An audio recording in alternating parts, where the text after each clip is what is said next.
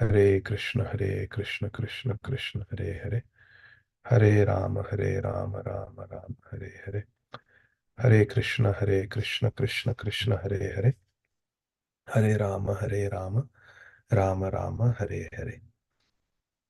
Hare Krishna, dear devotees. Thank you very much for your kind association. And I am always very grateful to my dear God sister, Anuradha Leela Mataji, for giving me this kind opportunity to speak on Bhagavad Gita. So thank you. Let us get started with our auspicious invocation prayers, the Mangalacharan prayers. O अज्ञानतिमिरान्धस्य ज्ञानाञ्जनशलाकया चक्षुरुन्मिलितं येन तस्मै श्रीगुरवे नमः. नम ॐ विष्णुपादाय कृष्णप्रेष्ठाय भूतले श्रीमते भक्तिवेदान्त स्वामिन् इति नामिने. नमस्ते सारस्वते देवे गौरवाणी प्रचारिणे निर्विशेष शून्यवादी पाश्चात्यदेशतारिणे. नमः ॐ विष्णुपादाय कृष्णप्रेष्ठाय भूतले श्रीमते भक्तिसिद्धान्त सरस्वतीति नामिने. श्रीवार्षभानवी देवी दयिताय कृपाब्धये कृष्णसम्बन्धविज्ञान दायिने प्रभवे नमः. माधुर्योज्ज्वलप्रेमाढ्य श्रीरूपानुगभक्तिद श्रीगौरकरुणाशक्ति विग्रहाय नमोऽस्तुते. नमस्ते गौरवाणी श्रीमूर्तये दीनतारिणे रूपानुगविरुद्ध अपसिद्धान्त ध्वान्तहारिणे. नमो गौरकिशोराय साक्षाद् वैराग्यमूर्तये विप्रलम्भ रसाम्बोधे पादाम्बुजाय ते नमः. नमो भक्ति विनोदाय सच्चिदानन्दनामिने गौरशक्ति स्वरूपाय रूपानुगवराय ते. गौराविर्भाव भूमेस्त्वं निर्देष्टा सज्जनप्रिय वैष्णव सार्वभौम श्री जगन्नाथाय ते नमः. वाञ्छाकल्पतरुभ्यश्च कृपा सिन्धुभ्य एव च पतितानां पावनेभ्यो वैष्णवेभ्यो नमो नमः. नमो महावदान्याय कृष्णप्रेमप्रदायते कृष्णाय कृष्णचैतन्य नाम्ने गौरत्विषे नमः. हे कृष्णा करुणा सिंधो दीनबंधो जगत्पते गोपेश गोपिका कांत राधाकांत नमोस्तुते. तप्त कांचन गौरांगी राधे वृंदावनेश्वरी वृषभानुसुते देवी प्रणमामि हरिप्रिये.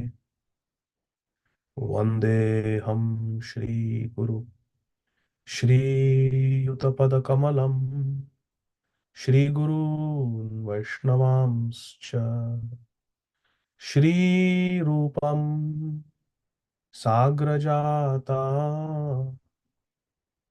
सहगणा रघुनाथान्वितं तं सजीवं साद्वैतं सावधूतं परिजनासहितं कृष्णचैतन्यदेवं श्रीराधा कृष्णपादा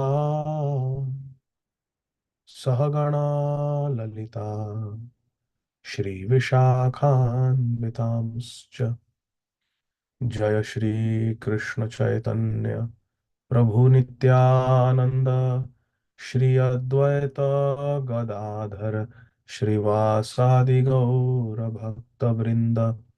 जय श्री कृष्ण चैतन्य प्रभु नित्यानंद श्री अद्वैत गदाधर श्रीवासादि गौर भक्त वृंद। हरे कृष्ण कृष्ण कृष्ण हरे हरे, हरे राम राम राम हरे हरे। हरे कृष्ण कृष्ण कृष्ण हरे हरे, हरे राम राम राम हरे हरे। हरे कृष्ण कृष्ण कृष्ण हरे हरे, हरे Ram Ram Ram Hare Hare. Hare Krishna. So, dear devotees, we are continuing our study of Srimad Bhagavad Gita, which is the most foundational and essential Vedic literature. And we are going to continue the second chapter, which is entitled Contents of the Bhagavad Gita Summarized. Last time we discussed verse number 20, and today we will begin from verse number 21. Lord Krishna is instructing Arjun, and through Arjun, Lord Krishna is instructing all of us about the essential nature of the soul. And we are all souls. So Krishna is teaching us the nature of all of us, who we actually are. So this is self-knowledge, knowledge of our own selves. Text 21. Veda vinashinam nityam ya enam ajam avyayam katham sapurusha partha kam ghatayati hantikam. Lord Krishna is saying, O Arjun, who is addressed here as the son of Kunti. Kunti's name is Pritha. So Kunti's son is called Partha. O Arjun, Partha, how can a person who knows that the soul is avinashinam, indestructible, nityam, is eternal, ajam, unborn, avyayam, immutable. A person who knows that the soul is indestructible, unborn, eternal, and immutable, how can such a person who knows this truth about the soul kill anyone or cause anyone to kill? If a person knows that we are all souls and the soul is eternal, soul is indestructible, then how can such a person kill? How can such a person cause anyone to kill? It's not possible. It's a rhetorical question that Krishna is asking. For example, if there is a rope lying on the floor and the person knows this is a rope, but someone else is thinking that that rope is a snake and tells this person, oh, that's a snake, that's a snake, that's a snake. Be afraid, that's a snake. But a person who knows it is a rope, I placed it there. It's not a snake, it's just a rope. A person who knows, a person who has that knowledge will not be scared, will not be afraid, will not panic. Similarly, Krishna is saying a person who knows the nature of the soul, that the soul is eternal, soul is indestructible, how can such a person kill or cause anyone to kill? Because it's not possible to kill a soul. Srila Prabhupada writes a very beautiful and instructive purport. And let's read it in the entirety. In the previous class, I felt very guilty. I got carried away and I kept speaking and speaking and speaking. And I did not read the purport last time to verse number 20. So it's a very beautiful purport, and I request all of you that please you can go back and read it.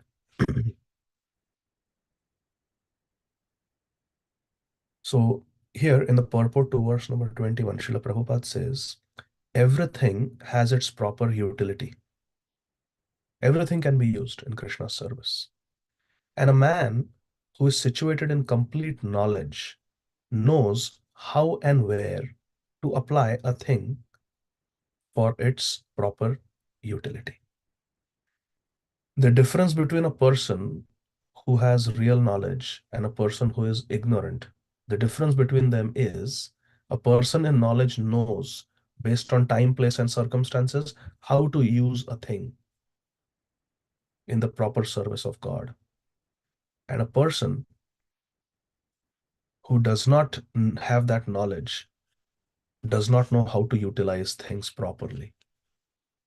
Such a person who does not have the knowledge how to use things properly may use the phone for doing things that are very harmful, watching things that should not be watched,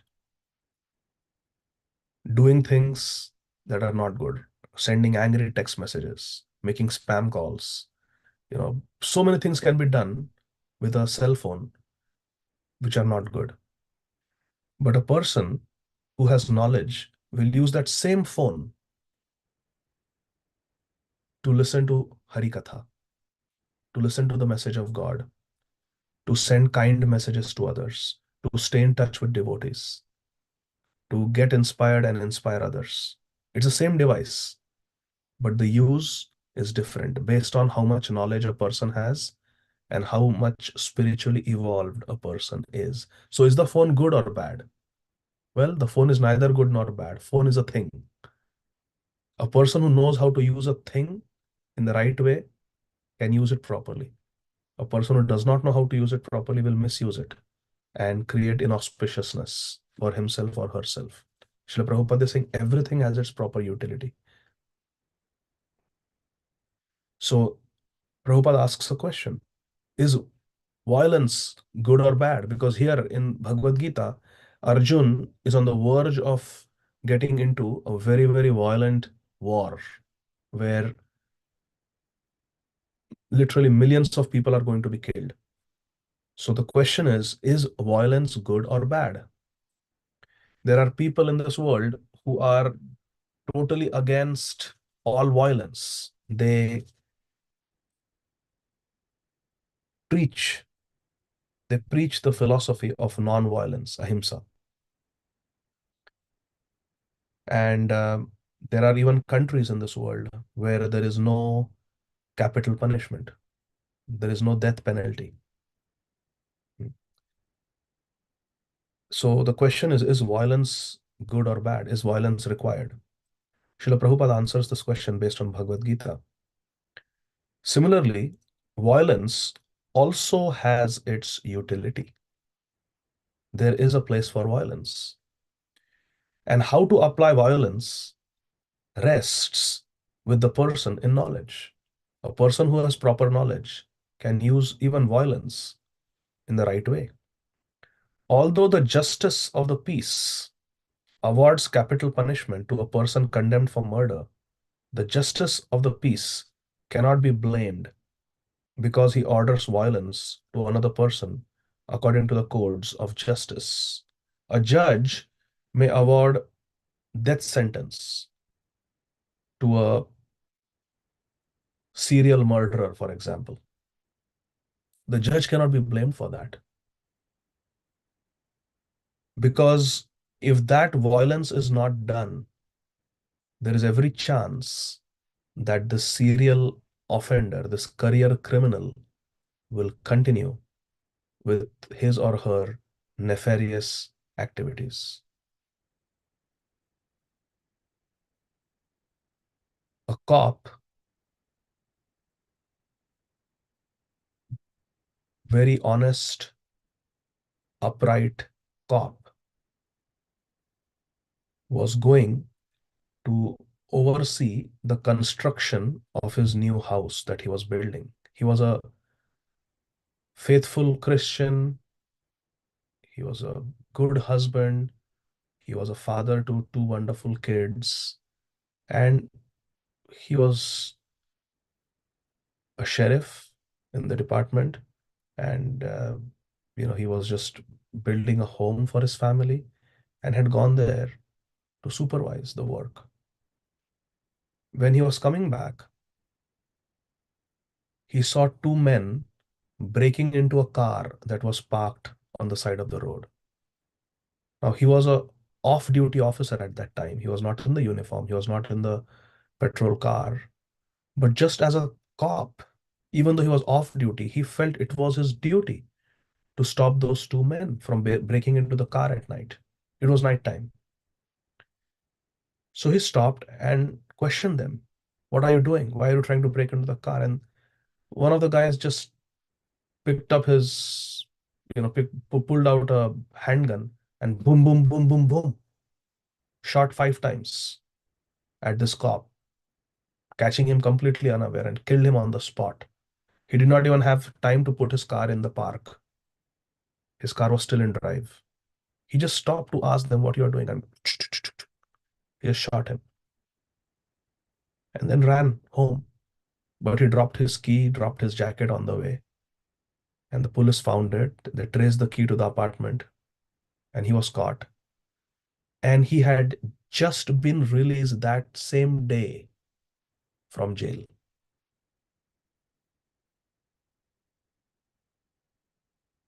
He was sentenced for a very long term to be in prison, but somehow, for good behavior or whatever reason, he was let out early from the jail within a few years. And the day he was released, he killed a cop. He killed an innocent man. So what should we do with this guy? Leave him again? Go. Do what you want to do.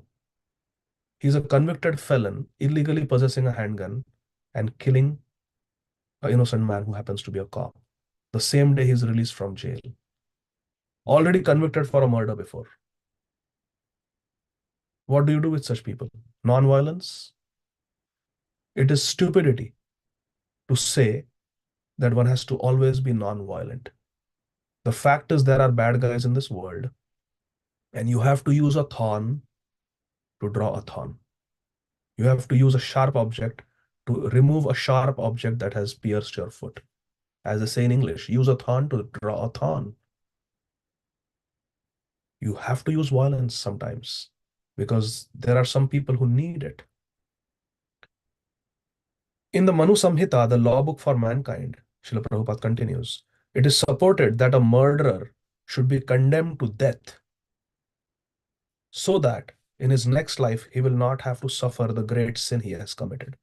But if someone commits a murder, that person may get away from the laws of the country, laws of mankind. But that does not mean that Krishna is going to turn a blind eye to that person's sins. Krishna will punish. The laws of Krishna, the laws of material nature are very stringent. Whatever good or bad we do, we have to face the consequences of that. But the consequences of suffering for a murder in hell are way more severe than being hanged to death or being given a lethal injection.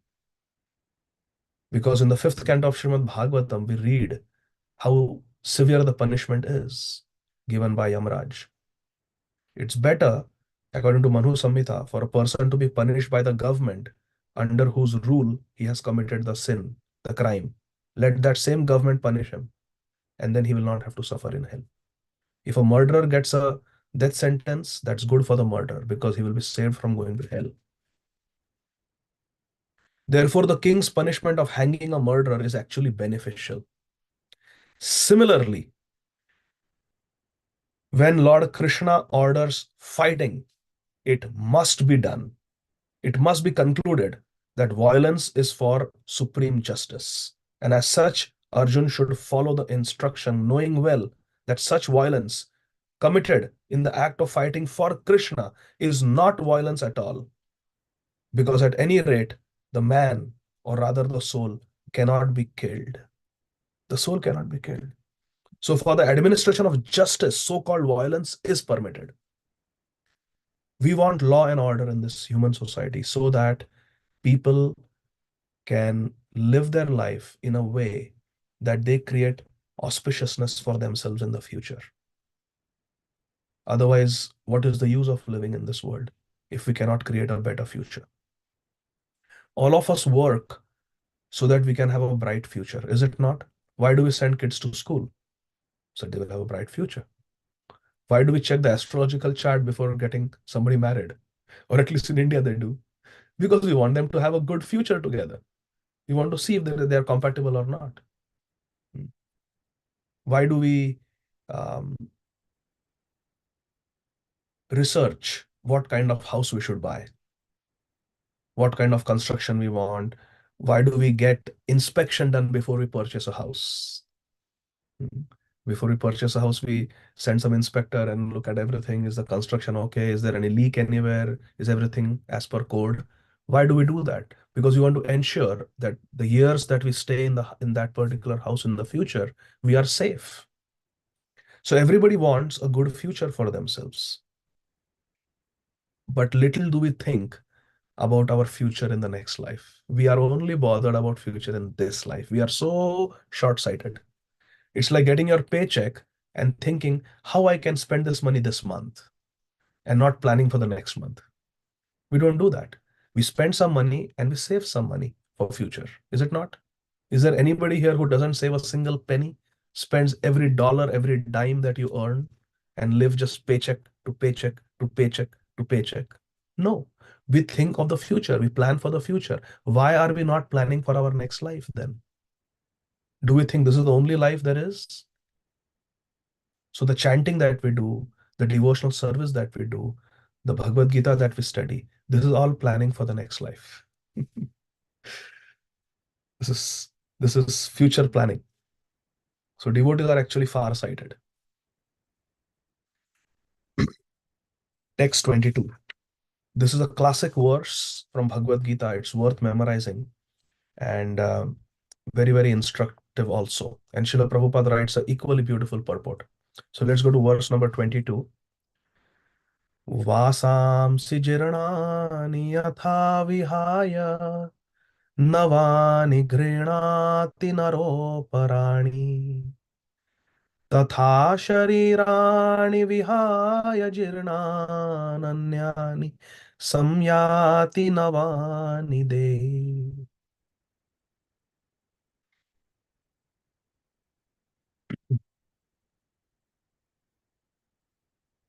Lord Krishna further speaks about the soul. As a person puts on new garments, giving up the old ones. Jirnani means old ones. And Vasamsi means the clothes, garments that we wear. Vihaya means to give up. Just like we gave up old garments, Vasamsi Jirnani Yatha Vihaya, we remove old clothes. Morning we woke up, we slept in those clothes, so we put them in the laundry bin. Take a shower, we dry ourselves and we wear fresh clothes. Giving up the old one. Vasamsi Jirnani Yatha Vihaya. And what do? Navani Grinati Naroparani. And we accept new clothes. We give up the old clothes and we accept new clothes. Tatha, in the same way, Lord Krishna is saying, Tatha, Sharirani Vihaya Jirnani. When this body becomes old or diseased or useless or stops functioning, when this body breaks down, Jirnani, Sharira, Vihaya, and then we give up this body which can no longer be used, Anyani Samyati Navani Dehi. Then the Dehi, the embodied soul, will take Anya, will take another different body. Anyani Samyati Navani, a new body. The soul will accept. The Dehi will accept a new body. Just like we give up old clothes and wear fresh clothes, the soul, who is using this body, when this body will become diseased, old, or useless, non-functional, the soul will simply quit this body because the soul cannot use this body and take another body. But the soul remains the same. Such a simple example, such a good analogy Krishna gives of clothes, something we can relate to every single day. Vasamsi jirnani yatha vihaya navani घृणाति नरोपराणि तथा शरीराणि विहाय जीर्णान्यानि संयाति नवानि देहि. Srila Prabhupada quotes a very beautiful verse from two Upanishads. This verse is so important that this verse is quoted in two different Upanishads. One is Katha Upanishad and one is Shvetashvatara Upanishad. And I'm using the old edition of Bhagavad Gita, the one that Srila Prabhupada had published in 1972, before 1970. But if you look at the new edition, the new Bhagavad Gita that you have, it actually has the verse references of these two verses. Ananga Sundari Matari, do you have the Bhagavad Gita with you open somewhere? I can get it with you. No, it's okay. I have it here. I'll show you. Let me share my screen. So, not this one, but chapter 2. Okay. So look at this now.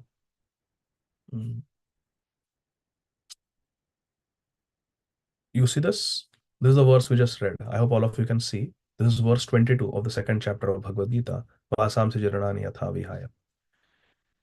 Now, if you go down, this is the verse that is quoted. Now, in this original Bhagavad Gita that was published, the reference is not given, but in the new edition of Bhagavad Gita, which I am sharing with you on Veda base, the verse numbers are mentioned. So please look at this verse carefully. Both the Mundaka Upanishad 3.1.2, third canto, first chapter, verse 2, and the Shvetashvatara Upanishad, fourth chapter, seventh verse, confirm this fact about the soul and the super soul. What is the fact? Prabhupada says in the Vedas, like the Mundaka Upanishad as well as Shvetashvatara Upanishad, they compare the soul and the super soul to two friendly birds, not one bird. Not everything is not one.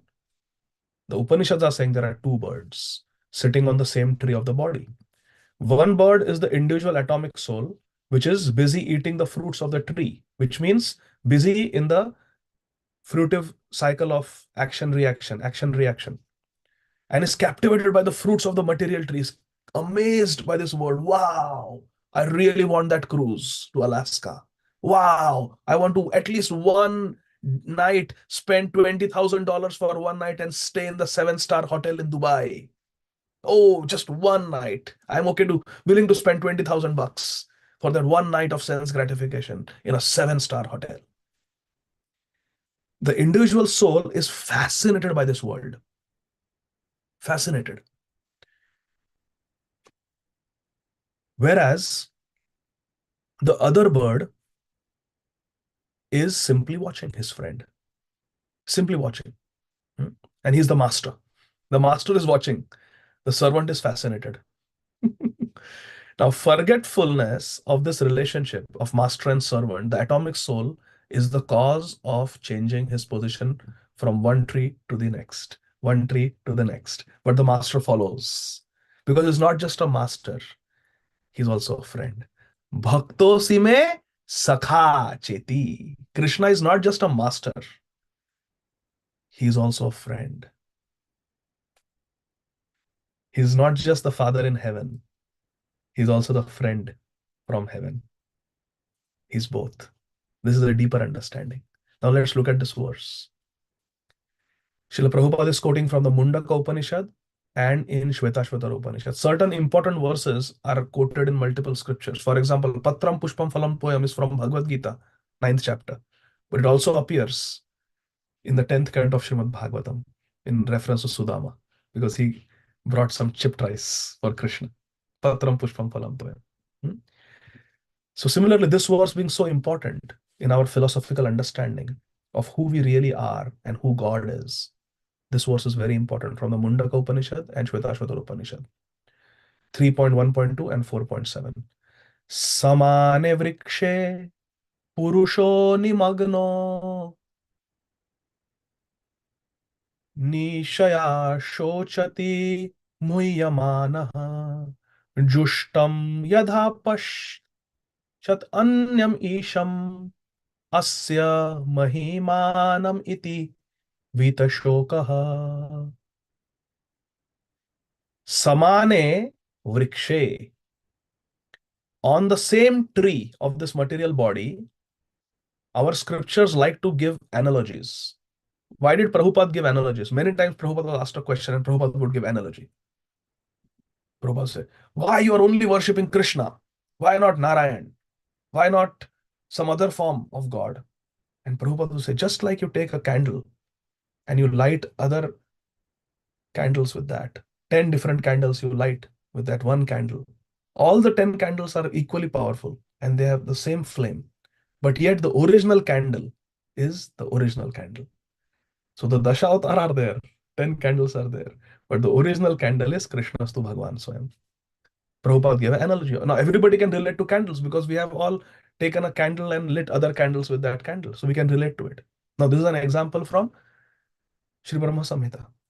Srila Prabhupada, our acharyas, and all the scriptures, they like to give analogies because analogies make it easier for us to understand complex philosophical concepts. Here, we have all seen birds sitting on a tree. All of us have seen. That simple example is given. Just like in a tree, there are two birds sitting. Imagine one bird is busy eating the fruits, mango fruits of the mango tree. And the other bird, who is the master, who owns the tree, who owns all the trees in the orchard, that bird is simply watching his friend enjoy the fruits. Sometimes the fruits are good, sometimes the fruits are bad. Sometimes there are no fruits to enjoy. Sometimes there are lots of fruits to enjoy. One bird is busy and fascinated by the tree. The other bird, the master bird, is very friendly, but is just watching. So samane vrikshe, on the same vriksha, there is one bird who is Purusha. He thinks he's Purusha. Purusha means enjoyer. The word Purusha means enjoyer. So this bird thinks that I am the Purusha. I am the enjoyer of this tree. This tree belongs to me. I am the enjoyer of this tree. So he's nimagna. He's engrossed in enjoying the tree of the human body. How can I enjoy with this body? How can I enjoy with my sense of touch? How can I enjoy with my sense of taste? How can I enjoy with my sense of eyes? How can I hear the best music with my ears? So how can I smell the best fragrance? We go to the perfume shop and tester and coffee beans in between and tester. I want to buy the best perfume, so I smell the best because we have seen the advertisements. Handsome man, perfume, and a beautiful girl, or a beautiful girl and a perfume and a handsome man. And we think, yes, I want to be like that. That's how material nature sells its Maya products to us. This is a Maya mall.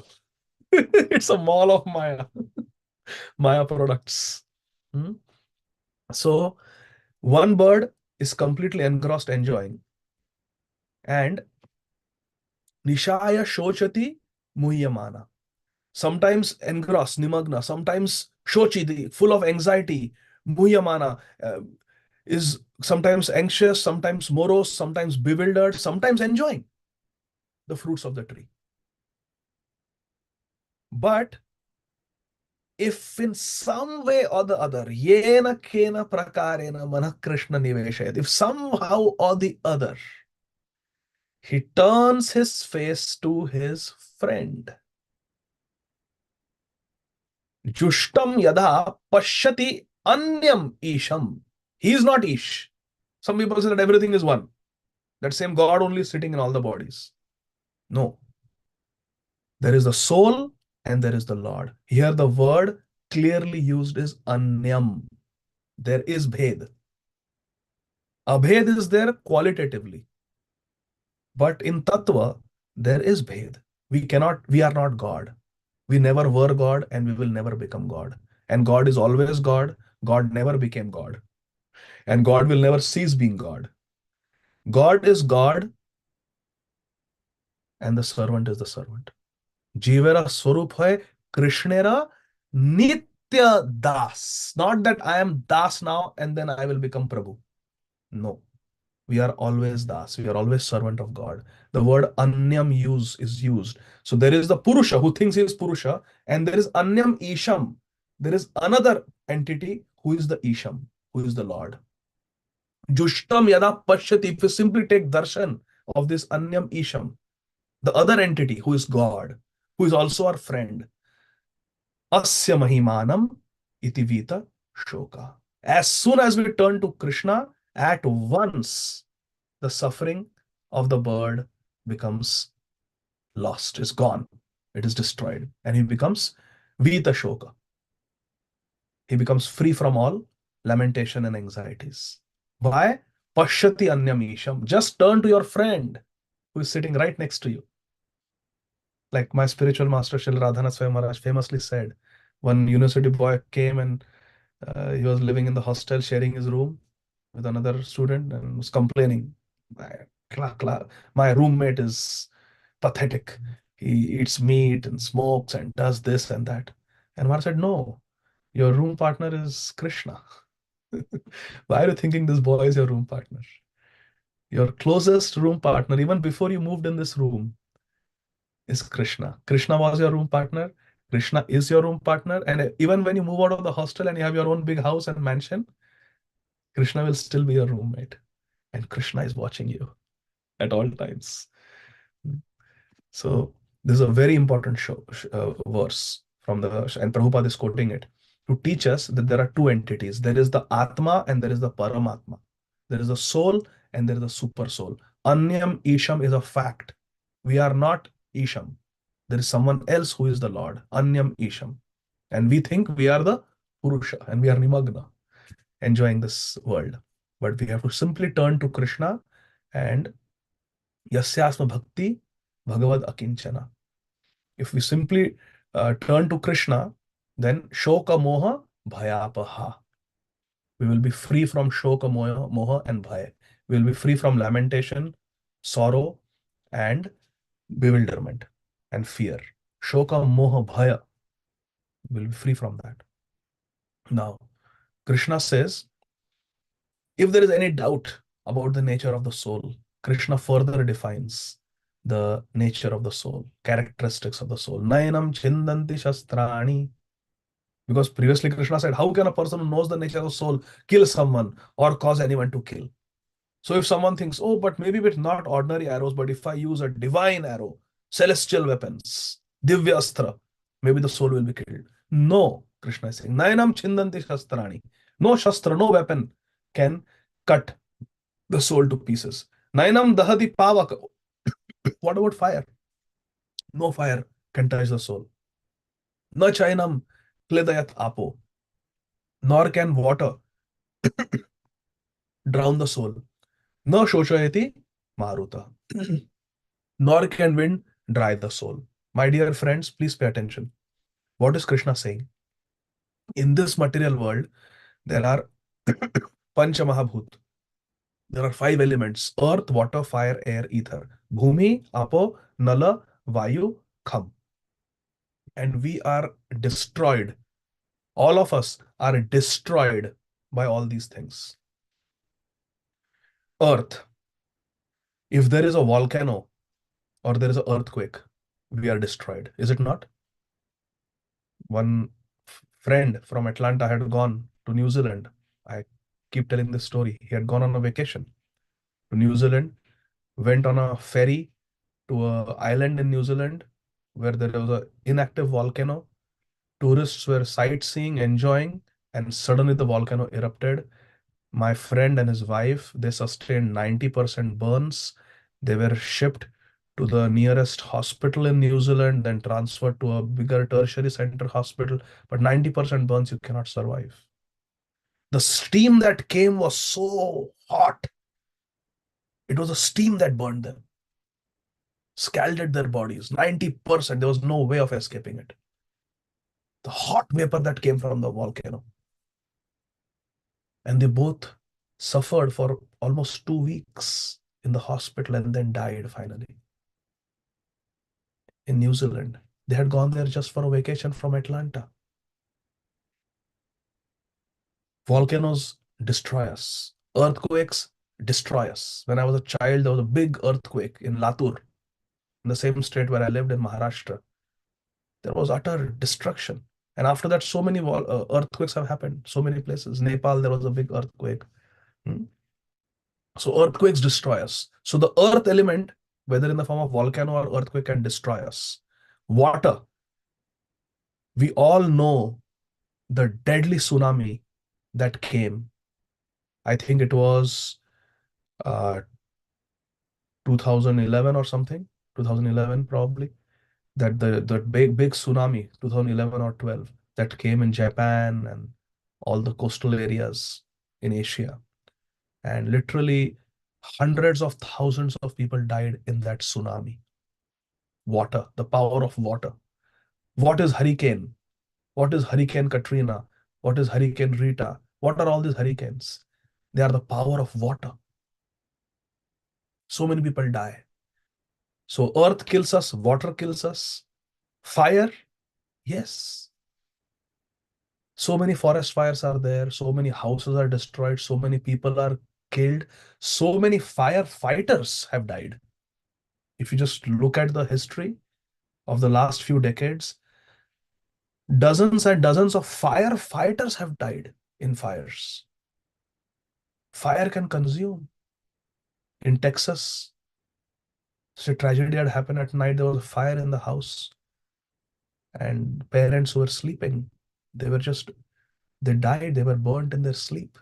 They didn't even wake up because the carbon monoxide just probably killed them before the fire got them. It happens all the time. Therefore, we have fire department in every city and town, is it not? Because we are all afraid of fire.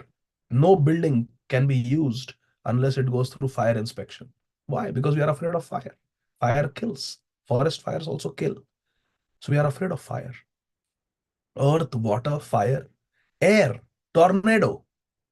Tornado is just wind. It is just the raw power of a wind. Tornado. And it is such a fearful thing in the Middle East that people have tornado shelters. I was living in Alabama at one point, and there were tornado shelters underground just to escape the wrath of the powerful wind. Tornadoes can destroy homes and buildings and towns even. So earth kills, water kills, fire kills, air kills. And what about ether? Kham. Yes, that also kills. Thousands of people died because of Hiroshima, Nagasaki atomic bomb blasts. But more people died from the radiation damage. More people died. And that radiation continues even today. Even in Russia, Anuradha Lila Mataji will know, there was the leak and explosion in a nuclear reactor, and the entire town had to be abandoned, uninhabitable because of the radiation damage.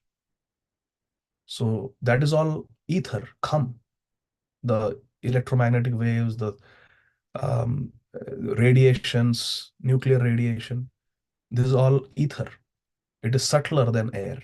So that also kills us. Ultraviolet rays, they cause cancer and kill us, isn't it? So we are killed by earth, water, fire, air, ether. Everything, all the material elements, they kill us, they destroy us. But Krishna is saying, Nayanam chindanti shastrani, means earth cannot kill. Nayanam dahati pavaka, fire cannot kill. Na chayanam kledayati apo, apo means water. Water cannot drown the soul. Na sochayati maruta, and wind also cannot destroy. So Krishna is negating all the things that we are afraid of. Don't worry, this cannot kill, this cannot kill this. The soul, we are the soul, and the soul cannot touch any of these. If there is still some doubt, Krishna further emphasizes the nature of the soul. Achedyoyam adayoyam akledyo shoshya evacha nitya sarvagata sthanu achaloyam sanatanaha. This individual soul is unbreakable, achedya. It is insoluble. It cannot be dissolved and can neither be burnt nor dried. So none of the material things affect the soul because the soul is not matter. What is it in the soul that makes the soul immune to the onslaught of earth, water, fire, air, ether? It is because these are all material elements and the soul is not material. The soul is simply not matter. That's why these material things cannot touch the soul. And therefore it is nitya, it is everlasting. Whereas the manifestations of the material energy are never everlasting. They're always temporary and changing. The soul is sarvagataha. Because the soul is not material, because the soul is not limited by material restrictions, the soul is present everywhere. The soul is present in the sun. The soul is present in the moon. The soul is present on Jupiter. The soul is even present on Pluto. The soul is present everywhere. Mercury, Venus, because the soul is not matter. The soul is not affected by material conditions. The soul doesn't depend on the oxygen level. It is sarvagata. It is everywhere. It can go everywhere. Sthanur. It is unchangeable. It is always the way it is. It is achala. It is immovable. Ayam sanatanaha. And my dear Arjun, the soul is sanatan. It is eternal. Always the same. Sanatan. Sanatan. Jivera Swarup hai Krishnera Nityadas. Mamaya Amsha Jiva Loka Jiva Bhuta Sanatana. That is the soul. Krishna's Amsha. Therefore it is Sanatan. So these are the different characteristics of the soul. And Krishna will continue defining and describing the nature of who we are. And my dear friends, the purpose of human life is to understand this concept of Sambandha Dhyan. There is Sambandha Abhideya Prayojan. What is Sambandha Dhyan? Sambandha Dhyan means to understand who we are, who God is, what this world is, and what are the interrelationships. It's a triangle. God, we, and the material world that we are experiencing. What is the material world? Who are we? Who is God? And what is the interrelationship between these three? That is called Sambandha Dhyan. It is the foundation of spiritual life. Spiritual life cannot really begin until we have this Sambandha Dhyan. Therefore, Krishna is spending so many verses explaining this. And Prabhupada is writing such elaborate purports, quoting from different scriptures like Shvetashvatara Upanishad, Mundaka Upanishad, Manu Samhita, to teach us the concepts of Sambandha Dhyan. So who are we? In Bhagavad Gita, Krishna says, Mama Amsha Jiva Loka Jiva Sanatana. We are eternal, fragmental parts and parcels of Krishna. Prabhupada is such an expert. This term, part and parcel, was never before used in the English language in relationship to the soul. Of course, part and parcel existed. Not that Prabhupada created that term, but it was never used for the soul. And it is such a brilliant use of this term. Think about it. Srila Prabhupada has encapsulated the essence of Achintya Bhedabhed Tattva with the simple English phrase part and parcel. Part means abhed. There is no difference between the soul and the super soul. There is no difference between the Jiva and Jagadish Krishna. No difference. Because Krishna is Sachidananda, the Jiva is Sachidananda. So part. The soul is part of Krishna, has the same characteristics of Krishna, Sachidananda, eternal, full of knowledge and full of bliss. And parcel means you pack it and keep it separate. Send me a parcel of those cookies, Anuradha Leela Mataji. Those cookies you baked, send me a parcel of that. So you will take few cookies away, pack them, and ship them. Now it is separate. Parcel means separate. Part means part of Krishna, non-different from Krishna. Achintya Bhed, Abhed. Parcel means Bhed, part means Abhed. Srila Prabhupada using this very, very simple phrase, part and parcel, part and parcel, part and parcel. It's part and parcel of life. We use so many times, part and parcel.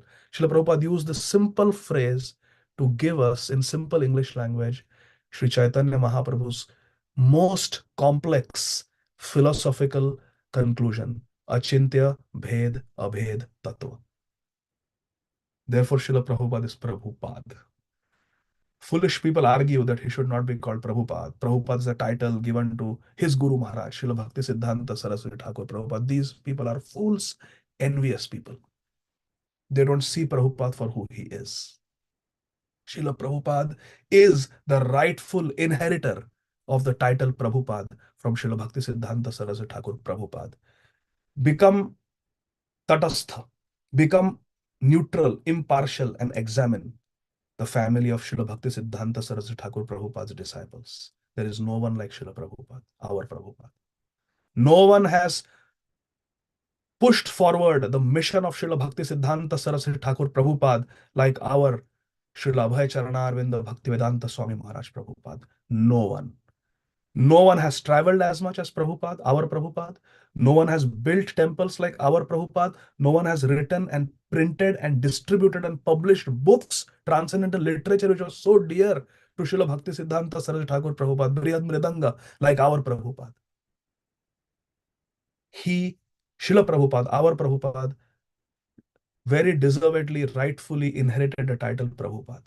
What a brilliant use phrase of the English language to teach Achintya Bheda Abhed Tattva.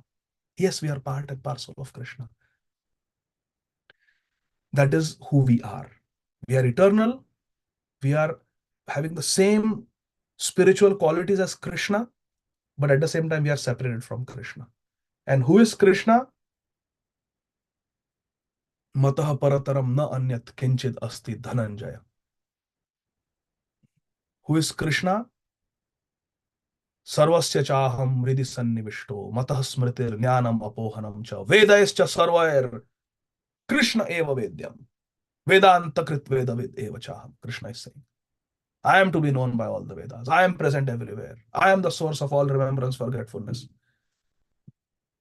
Aham sarvasya prabhavaha matah sarvam pravartate. This is Krishna.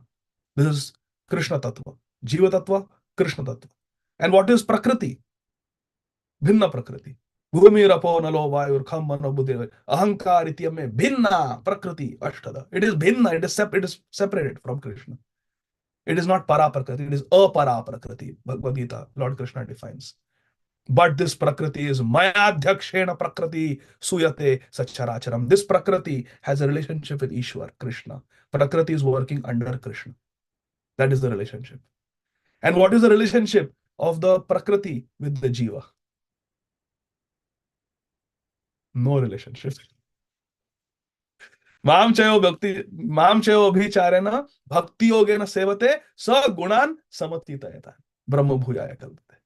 We become free from this Prakriti. That is the aim. Traigunya Vishaya Veda, Nistraigunya Bhavarjuna. Because this Prakriti is Gunamai. Daiviyesha Gunamai. Mama Maya Durattaya. Mamevaya Prapadyante Maya Metam Tarantite. Krishna wants us to become free from this material energy. No relation. Come here. Come to me. You have a relationship with me. This is for the fools. This is for the fools. What relationship do we have with vodka? Recently admitted a patient who drinks 1 liter of vodka every day. She came in alcohol withdrawal. And we were having a philosophical discussion because she really wants to quit now. Because this is her third admission to the hospital with alcohol withdrawal. She drinks 1 liter of vodka every day, lost her job, lost everything, lost her family. Her husband left her, took the kids, won the custody battle because it was proved in the court that she was a drunkard. She lost everything. She lost her kids, lost her husband. Her parents disowned her. She lost her job and she lives in the apartment now and just drinks 1 liter of vodka every day.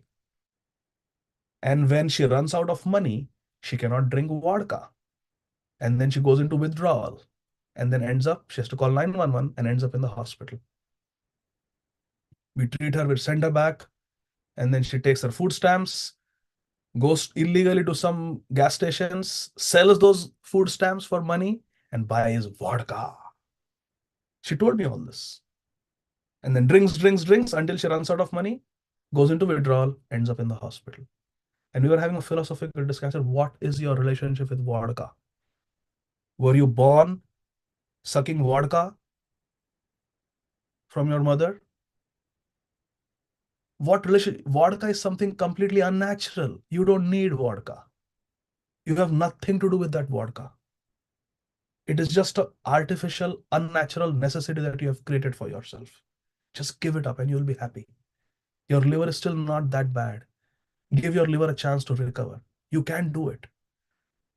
And she promised me that she will chant Hare Krishna and she will try her best to go regularly for the Alcoholics Anonymous meetings, take the medicines, and quit this habit and get back to a normal life, a useful life. She's educated. She actually works in the healthcare industry. But it's such a bad addiction. So similarly, just like we don't have a relationship with vodka, we have no relationship with anything material because we are not material, we are spiritual. We have all our relationship with Krishna and no relationship with this material world. Our problem is we are completely invested in the material world. And Krishna is just a side business. Sometimes when we feel like it, we go hear some satsang, chant few rounds, go for Sunday feast. No, our main relationship, our main purpose of life is to love and serve Krishna. And we have no relationship with this material body, and therefore we have no relationship with the material world. Our relationship is with Krishna. Shri Nityananda Prabhu says, Krishna Mata, Krishna Pita, Krishna Dhana Pran, Nadiya Godrume Nityananda Mahajan. Evening we'll sing this bhajan today. So with that I will stop. Jagat Guru Srila Prabhupada ki jai. Shri Bhagavad Gita ki jai. Nitai Gaur Hari Bol. Thank you very much. Hare Krishna.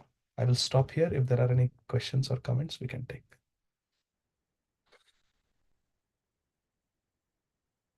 Anuradha Leela Mataji, would you like to say something? Hare Krishna. Hare Krishna. I don't see any hands for now, but I'm so grateful to you every time. I feel so much power coming from you, Prabhu. Thank you so much for your association and for your time that you always share with us so mercifully. Dear devotees, do you have any questions? Yes, Ādi Gadādhara Mataji.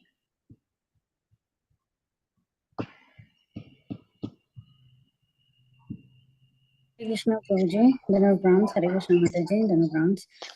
So Prabhuji, thank you so much for a very nice class. So my question is about the material modes of nature. We always say that the material nature and the material modes of nature and the soul who is affected in that.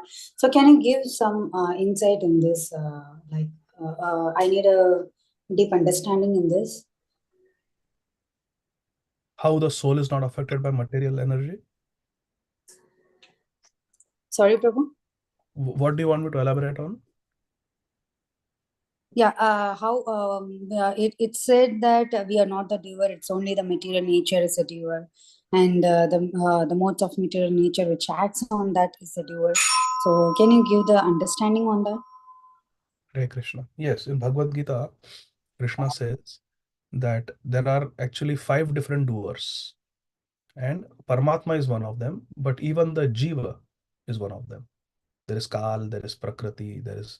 So Prakriti and the Gunas are there. The Gunas, Krishna says that Prakriti Kriyamanani Gunai Karmani Sarvasha Ahankara Vimudatma Karta Aham Iti Manyate. That actually all the activities karma is carried out by the modes of material nature.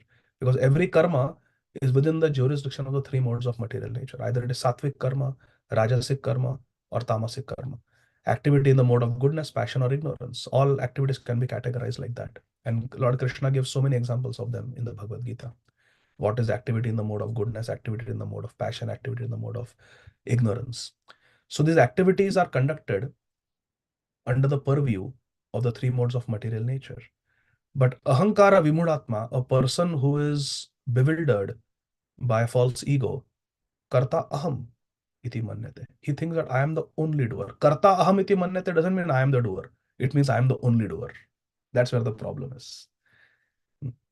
Because we are also one of the doers, but we are not the only doer. For everything, there is an immediate cause, there is an instrumental cause, and there is an ultimate cause. I like to give this example of a student.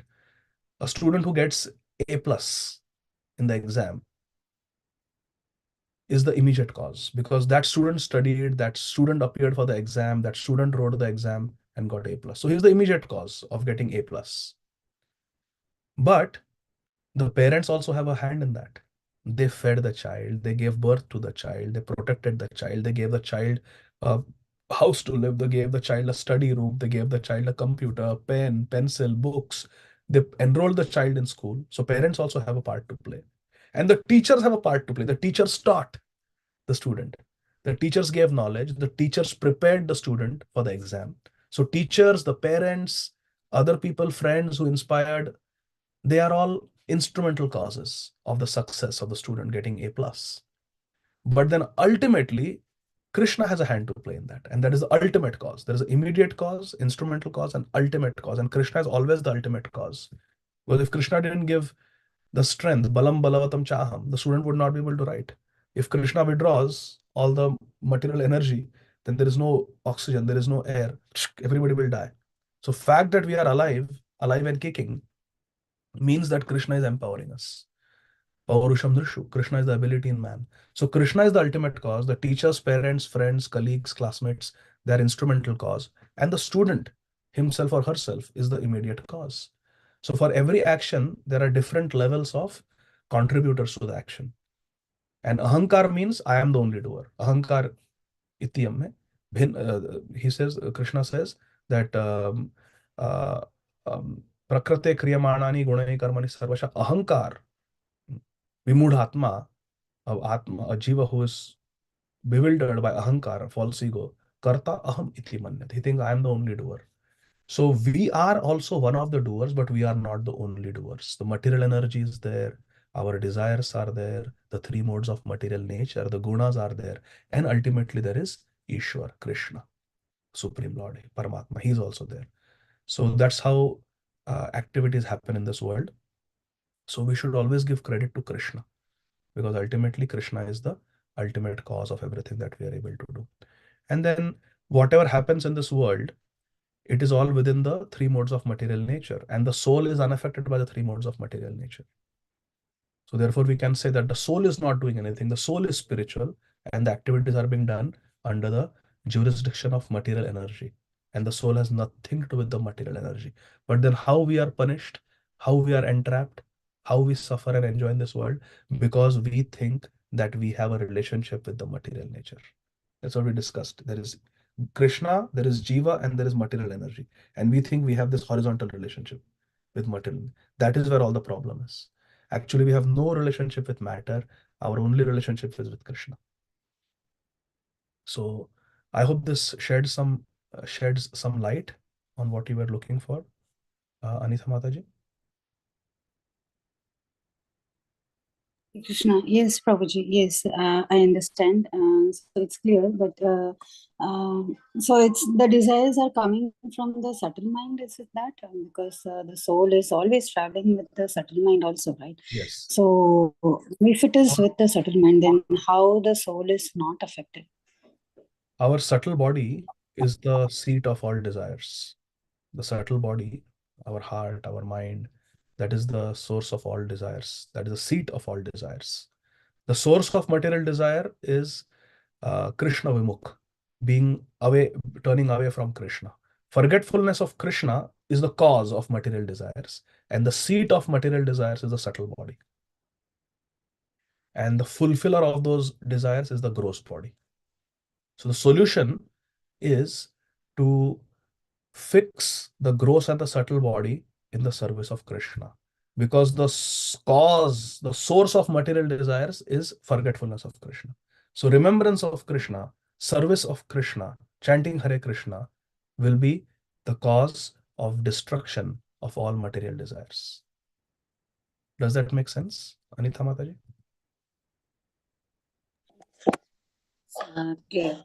So, but that intelligence of doing the chanting and remembering about the Lord, how it comes to the soul, how it's getting connected. Sorry to ask many questions, but still, Yes. I just want a clear These understanding. are very good questions. That comes from Sadhu Sangha. Sadhu Sangha, Sarva Shastra Kahe, Lavamatra Sadhu Sangha, Sarva Siddhi Hai. That desire to do the right things, the desire to do what we are supposed to do, the desire to surrender to Krishna, that all comes from Sadhu Sangha. Without Sadhu Sangha, where were we? Before we met devotees, what was our consciousness? What was our activity? Right? So everything begins with sadhu. Therefore, it is said, Ādo Shraddha Tatha Sadhu Sangha. Then Bhajan Kriya comes. Your question is, how do we do Bhajan Kriya? Bhajan Kriya comes from Sadhu Sangha. And Sadhu Sangha we will do if we have some Shraddha, some faith. And that Shraddha comes from Bhakti Poshak Sukrati. Doing something that is pleasing to Krishna. That gives rise to Shraddha. Like maybe giving a donation or buying a Prabhupada's book from the street, or somebody just comes and gives us some prasad to eat and we eat, or we just happen to see Jagannath Rath Yatra in downtown Atlanta. That is all Bhakti Posak Sukrati, Agyat Sukrati. Agyat Sukrati leads to some Shraddha, some faith in the heart. And with the faith, we go to the association of devotees, Sadhu Sangha. Ādo Shraddha, Tatha Sadhu Sangha, Tatha Bhajana Kriya. Then Anartha Nivritti happens. Then we become purified and then we get Nishtha in Krishna. Faith in Krishna. Is that okay? Anitha Mataji?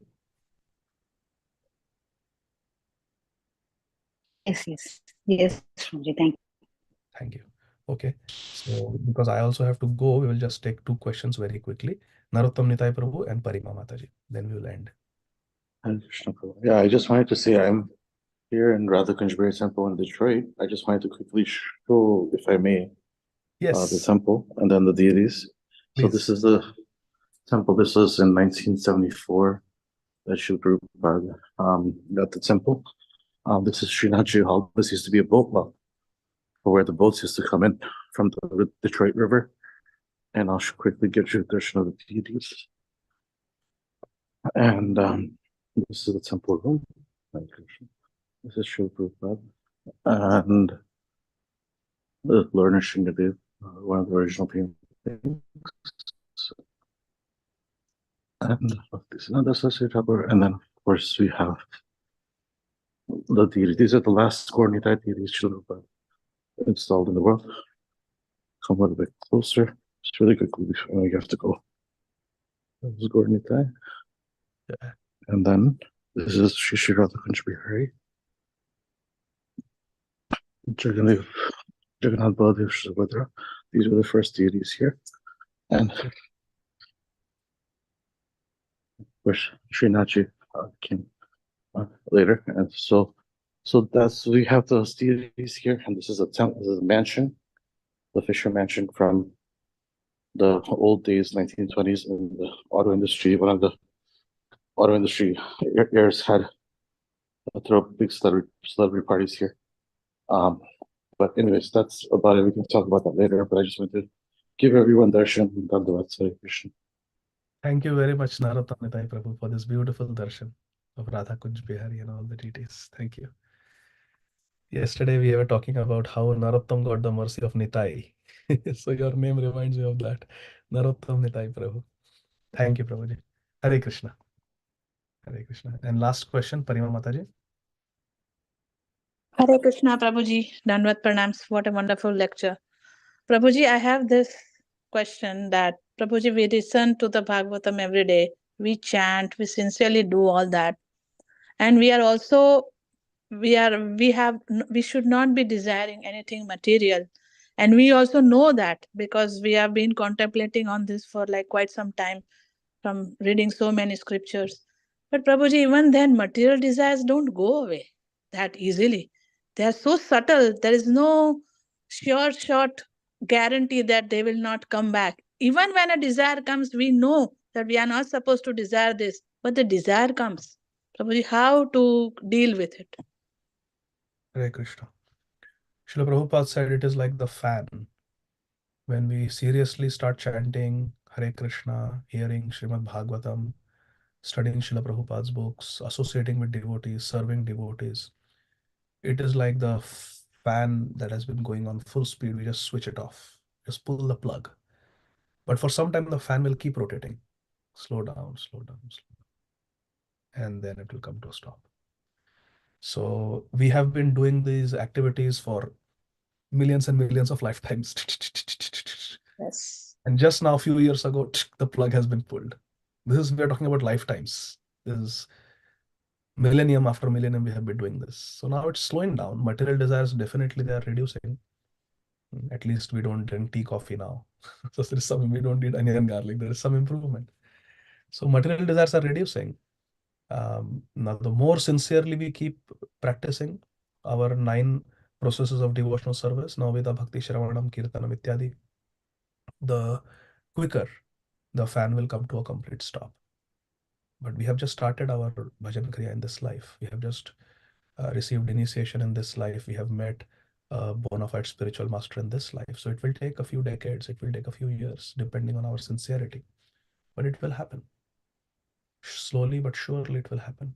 And we can expedite that process by being more sincere, practicing our do's and don'ts. Do's, abhyasena tu kaunteya, vairagyena cha gariyate. In Bhagavad Gita, Krishna says 2 things are there. Abhyas means to do what we are supposed to do.